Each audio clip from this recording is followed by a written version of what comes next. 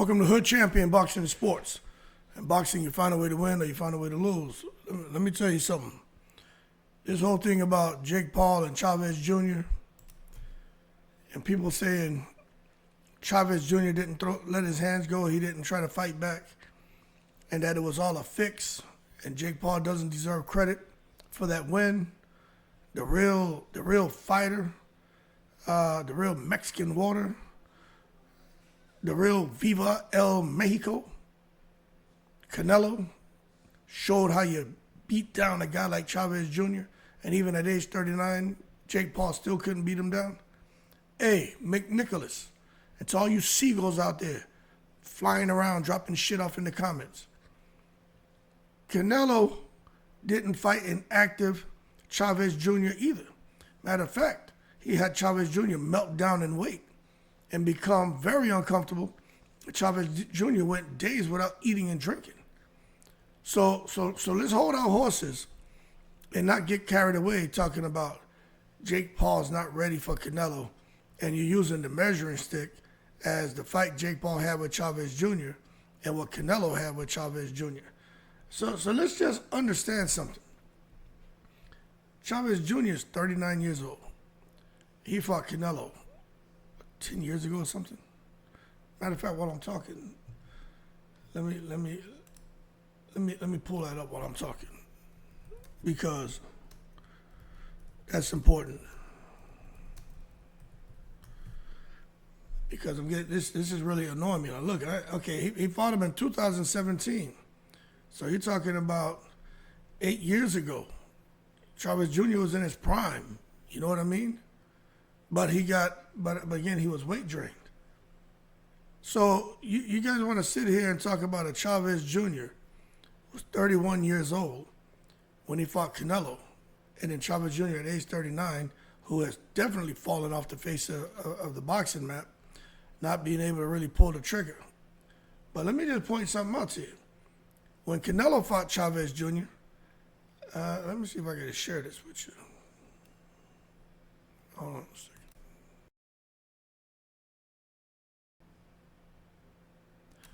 When Canelo fought Chavez Jr. in 2017, Chavez Jr. only threw 302 punches. Fast forward 8 years, Chavez Jr. against Jake Paul only throws 154.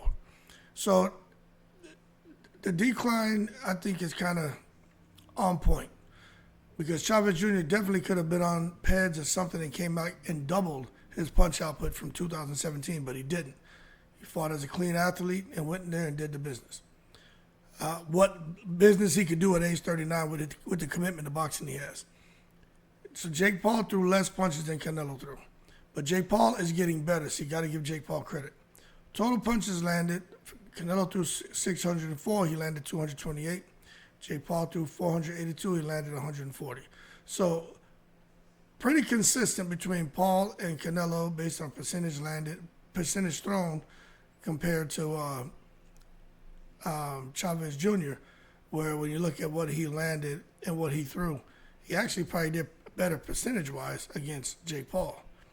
Now, punch accuracy, Canelo landed 37% of his punches, Jake Paul landed 29%, and there you go, Chavez Jr. against Canelo landed 23%. There it is, like I said, he landed 39% against Paul. Jabs, Canelo landed 83, Chavez 15. Chavez didn't land any. He landed some jabs last night against Paul, about like 3. Paul landed 65. Power punches landed 145 for Canelo, 56 for Chavez when they fought. Paul landed 75. Chavez Jr. landed several, but he just too little too late in my opinion. But again, when you look at this, Chavez Jr. didn't throw a lot of punches when he fought Canelo. And he was in his prime. But you just saw throughout his career, especially in the last couple of years where he's been very inactive, he just won't let his hands go. But what I will tell you is y'all better pay attention to Jake Paul. I don't know if y'all were watching him last night. And I get it. He was able to look spectacular, in my opinion, against a guy who wasn't letting his hands go. But Canelo was able to look spectacular against a Chavez Jr. who really wasn't letting his hands go either. And that Canelo back then was the combination punching Canelo. That Canelo back then was the monster. You know what I mean? Hook. I can't even describe the combination Canelo used to throw. 6, 7, 8, 9, 10, 12 punch combinations. It's like something of beauty. Now, for those of you who didn't see that fight in particular, go watch that fight. And look, just watch the combinations Canelo was throwing. And if you're like, I don't feel like watching it, man, okay, go watch Canelo when he fought James Kirkland. And look at the punch selection.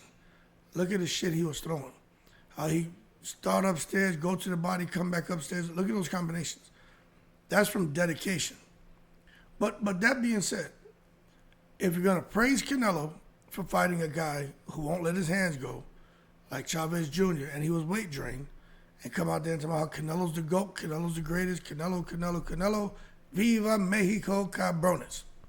Well then, goddamn it, you better be out here talking about Jake is the GOAT, Jake is the greatest, Viva Puerto Rico, Ohio, El Gallo, Paul. Because I don't see the difference, in my opinion, between the two, their performances, and when I'm talking about what they had in front of them. Anyway, Chavez Jr. didn't throw punches against Canelo either, is what Jake Paul's saying. He's like, yo, hold your horses. Don't disrespect me. And I'm going to tell you right now, I think Jake Paul will hold his own against Canelo. Y'all can say what you want. Yeah, they've been fucked around and let Jake Paul start getting comfortable with this boxing shit. And you can see that Jake Paul knows what he's doing. You can see that he's thinking. You can see it. Even his punches are more crisp now, straighter. When he throws his hooks, the proper leverage, the angles of some of the shots he's throwing. You can see Jake Paul is, no kidding, like living in the ring. So y'all can say what you want. And all these guys talking shit about him, can say what they want. And do I think Chavez Jr., if he would have picked it up earlier, do I think he could have hurt Jake Paul or possibly stopped him? I ain't gonna lie, yeah. Chavez Jr. can crack, man. He's a big boy. He just wouldn't let his hands go. But then again, Jake Paul, stamina-wise, he looked to have better conditioning. That's something else I want to point out. Jake Paul's conditioning, man. I pay attention to all that. I'm like, somebody gonna get tired here. I'm like, Jake Paul's still out here letting his hands go. Knew when to tie up. Tyrell Herndon just fought Deontay Wilder. I was rooting for Tyrell Herndon, but I just thought he could have, tied up a little more. But his conditioning wasn't where it needed to be. But Tyrell Herndon should have let his hands go more. But again, you watch Jake Paul. Nobody's giving him credit as a fighter, and he's doing things at his level that some guys at a higher level aren't doing. So that shows me that he's thinking. He's able to remain calm, composed, and get in the ring and do the business. So Jake Paul has a good team around him, and they got a good athlete in him as a boxer because Jake Paul shuts up, listens. He's studying, he's working, and he really is trying to be great at this boxing shit. So I don't even have nothing. I have nothing negative to say about Jake El Gallo, El Ohio Paul. I have nothing funny to say, nothing. Normally I'm joking and shit. I have no jokes. But I do think if you're going to give Canelo the credit for clipping Chavez Jr. and come out here talking about,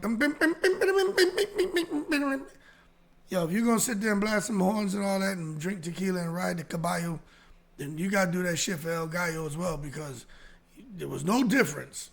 And as far as the opponent they had in front of him, matter of fact, Canelo had a younger, stronger, more vicious Chavez Jr., but he weight drained his ass. So let's just be real here, all right? And fair. Y'all keep cool. Shout out to the veterans, 7 continents. Y'all, I'm in the breeze.